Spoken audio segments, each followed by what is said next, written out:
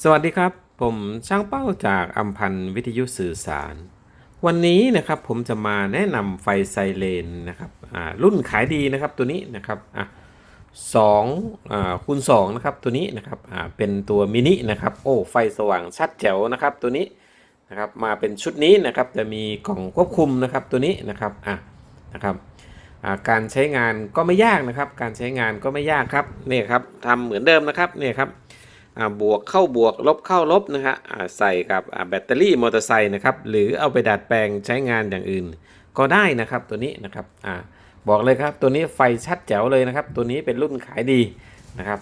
เรามาดูสีไฟพร้อมกันเลยนะครับ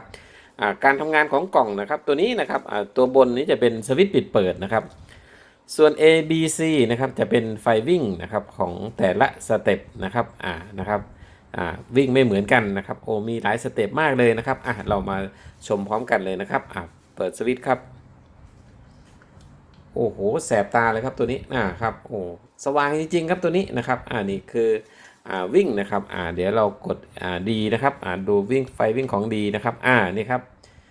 แล้วแต่เราจะเลือกเอานะครับว่าเราจะเอาวิ่งสเต็ปแบบไหนนะครับเนี่ยครับนะครับโอ้สวยงามครับตัวนี้ชัดแจ๋วนะครับสว่างชัดแจ๋วนะครับตัวนี้นะครับตัว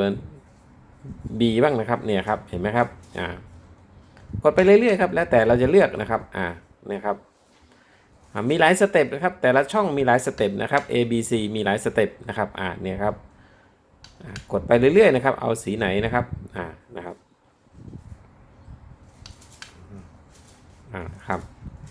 นะครับสว่างชัดครับตัวนี้ไม่ผิดหวังนะครับตัวนี้นะครับราคาก็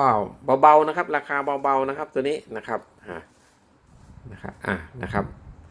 มีหลายสเต็ปนะครับมีหลายสเต็ปนะครับเลือกได้เลยนะครับตัวนี้นะครับนะครับตัวนี้จะเป็นสี